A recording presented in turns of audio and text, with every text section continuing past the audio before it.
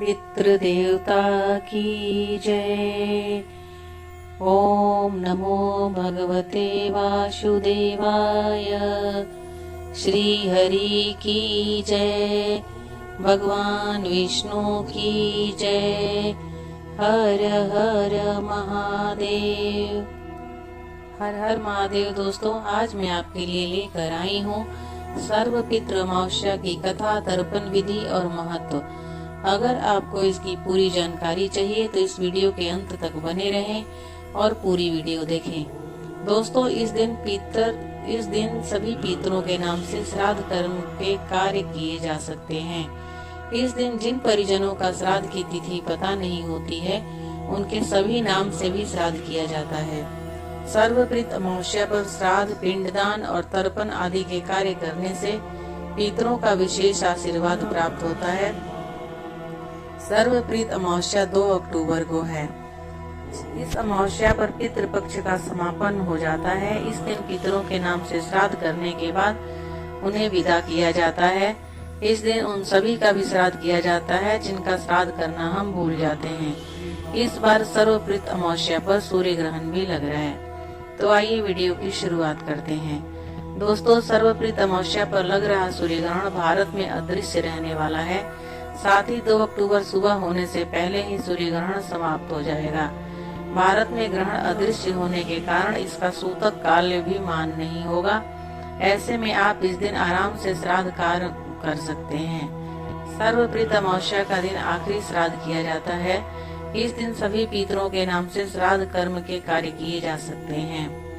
अश्विन मास की अमावस्या तिथि को सर्वपितृ अमावस्या के नाम से जाना जाता है। श्राद्ध कर्म में इस तिथि का बहुत ही महत्व है।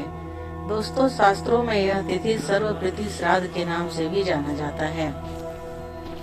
श्राद्ध या पितृपक्ष के दौरान पूर्वज धरती पर आते हैं, इसलिए पितृपक्ष में तर्पण और श्राद्ध के साथ दान करने का विधान बताया गया है। मान्यता है कि ऐसा करने से पितर प्रसन्न होते हैं और आशीर्वाद प्रदान करते हैं। दोस्तों, सर्वपितृ अमावस्या को महालय और मोक्ष अमावस्या भी कहते हैं। पौराणिक कथा के अनुसार देवताओं के पितृगण अग्निस्वाद जो सोमपत लोक में निवास करते हैं, उनकी मानसी कन्या अछोदा नाम की एक नदी के रूप में अवस्थित हुई। मत्स्य पुराण में अछोद सरोवर और अछोदा नदी का जिक्र मिलता है, जो कि कश्मीर में स्थित है। एक बार अछोदा ने 1000 वर्ष तक तपस्या की, जिससे प्रसन्न होकर देवताओं के पितृगण अग्निस्वाद और बृहस्पति अपने अन्य पितृगण अमावसु के साथ अछोदा को वरदान देने के लिए अश्विन अमावस्या के दिन उपस्थित हुए। उन्होंने अछोदा से कहा कि हे पुत्री, हम सभी तुम्हारी तपस्या से अति प्रसन्न हैं, इसलिए जो चाहो वर मांग लो। लेकिन अछोदा ने अपने पितरों की तरफ ध्यान नहीं दिया और वह अति तेजस्वी पितृ अमावसु को अपलक निहारती रही। पितरों के बार बार कहने पर उसने कहा कि हे भगवान, क्या आप मुझे सचमुच वरदान देना चाहते हैं? इस पर तेजस्वी पितृ अमावस्या ने कहा कि हे अछोदा, वरदान पर तुम्हारा अधिकार सिद्ध है, इसलिए निसंकोच कहो। अछोदा ने कहा कि भगवान, यदि आप मुझे वरदान देना ही चाहते हैं तो मैं तत्क्षण आपके साथ रमण कर आनंद लेना चाहती हूँ। अछोदा के इस तरह कहे जाने पर सभी पितृ क्रोधित हो गए। उन्होंने अछोदा को श्राप दिया कि वह पितृलोक से पतित होकर पृथ्वी लोक पर जाएगी।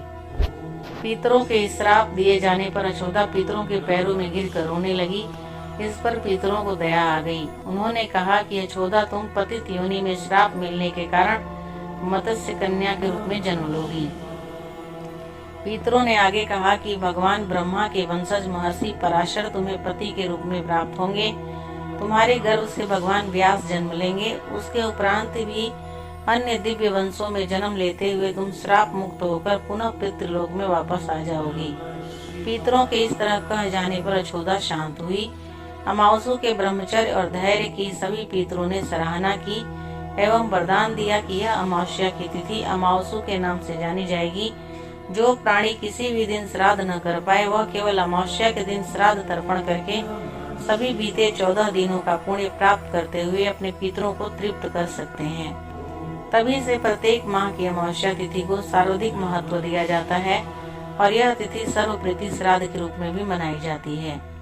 उसी पाप के प्रायश्चित हेतु कालांतर में यही यशोदा महर्षि पराशर की पत्नी एवं वेद व्यास की माता सत्यवती बनी थी। तत्पश्चात समुद्र के अंशभूत शांतनु की पत्नी हुई और 2 पुत्र चित्रांगन तथा विचित्र वीर्य को जन्म दिया था। इन्हीं के नाम से कलयुग में अष्टका श्राद्ध मनाया जाता है। दोस्तों, अमावस्या तिथि धर्म से मनाया जाने वाला बेहद पुण्यकारी त्योहार है। यह दिन हर माह में एक बार आता है। इस दिन लोगों को चंद्रदेव के दर्शन नहीं होते। पितृपक्ष में आने वाली अमावस्या को सर्वप्रीत अमावस्या कहा जाता है। कहा जाता है कि पितृपक्ष में हमारे पूर्वज इस धरती पर आते हैं और अपने वंशजों से उन्हें तृप्त करने की कामना करते हैं। सर्व पितृ अमावस्या पितरों का इस धरती से विदाई लेने का दिन है। इस दिन सभी के पूर्वज इस भवसागर से मुक्त होकर परलोक की ओर चले जाते हैं। सर्व पितृ अमावस्या के दिन पितरों को जल में काला तिल, कुशा, जौ और सफेद फूल डालकर तर्पण करना चाहिए। मान्यता है कि ऐसा करने से पितर प्रसन्न होते हैं। इस अमावस्या के दिन तर्पण व पिंडदान जरूर करें। इसके लिए चावल, गाय के दूध, घी, गुड़ और शहद को मिलाकर पिंड बनाएं और पितरों को अर्पित करने के बाद जल में प्रवाहित कर दें।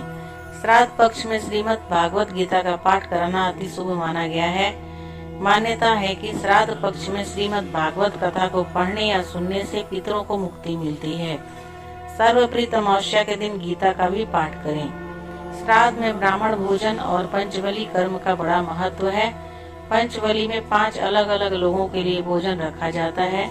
सर्वप्रीति अमावस्या के दिन पंचबली कर्म अर्थात कौवा, चींटी, गाय, कुत्ता और देव को अन्न जरूर अर्पित करें। इस अमावस्या के दिन पीपल में पितरों का दोस्तों, पितृ पक्ष में पड़ने वाली सर्व पितृ अमावस्या को महालया अमावस्या भी कहा जाता है। महालया अमावस्या पर पितरों की आत्मा की शांति के लिए तर्पण और श्राद्ध किया जाता है। पौराणिक मान्यता है कि किसी पर पितृदोष चल रहा है तो महालया अमावस्या पर पितरों का तर्पण जरूर करना चाहिए। महालया अमावस्या पर पितरों के तर्पण और श्राद्ध को करने के लिए बहुत ही विशेष माना गया है। महालया अमावस्या को ही सर्वप्रीत अमावस्या के नाम से जानते हैं। पितृपक्ष में पड़ने वाली महालया अमावस्या पितृदोष के लिए बहुत महत्वपूर्ण है। महालया अमावस्या पर पितरों का श्राद्ध करने से न केवल उनकी आत्मा को मुक्ति मिलती है बल्कि तर्पण करने वाले व्यक्ति के पुण्य कर्मों में भी वृद्धि होती है। हिंदू पंचांग के अनुसार महालया अमावस्या नवरात्र की शुरुआत और पितृपक्ष के अंत का प्रतीक है। वैदिक पंचांग के अनुसार नवरात्र की शुरुआत और पितृपक्ष के अंत का प्रतीक होने के कारण इसको बहुत ही महत्वपूर्ण माना गया है। पितृपक्ष में पड़ने वाली अमावस्या को महालया, सर्वप्रीत अमावस्या, विसर्जनी अमावस्या भी कहा गया है।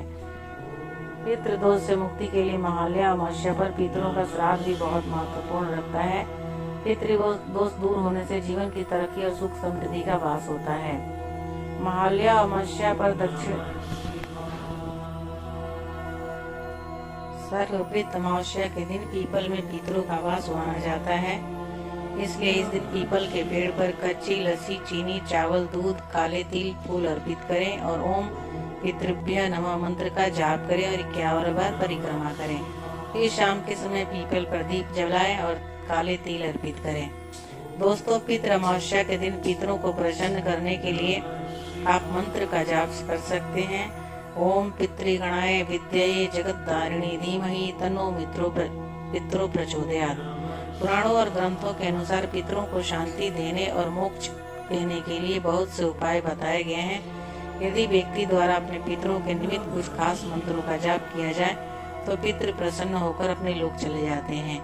पितृपक्ष के दिनों में पितरों के लिए वैसे तो कई प्रकार के उपाय बताए गए हैं, लेकिन पुराणों के अनुसार भगवान शिव के चमत्कारी महामृत्युंजय मंत्र और देवी माँ के शक्तिशाली गायत्री मंत्र का जाप पितरों के निमित्त किया जाए तो व्यक्ति को लाभ मिलता है।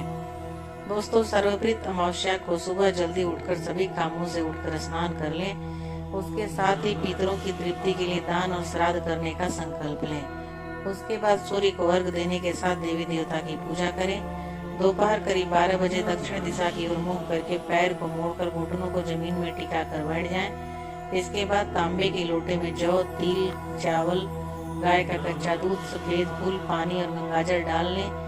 फिर हाथ में कुसा लेकर दोनों हाथों में जल भरकर अपने अंगूठे के माध्यम से जल गिराएं। इस तरह करीब 11 बार करें और अपने पितरों का ध्यान करते रहें। इसके बाद पितरों का भोग लगाएं। इसके लिए गाय के गोबर के कंडे को जलाएं और उसमें गुड़, घी, खीर, पूरी आदि अर्पित करें। इसके बाद हथेली में जल लेकर अंगूठे के माध्यम से पितरों को जल अर्पित करें। इसके बाद गाय, कुत्ते, कौवे, चींटी और देवता को अलग अलग भोजन निकाल कर रख दें।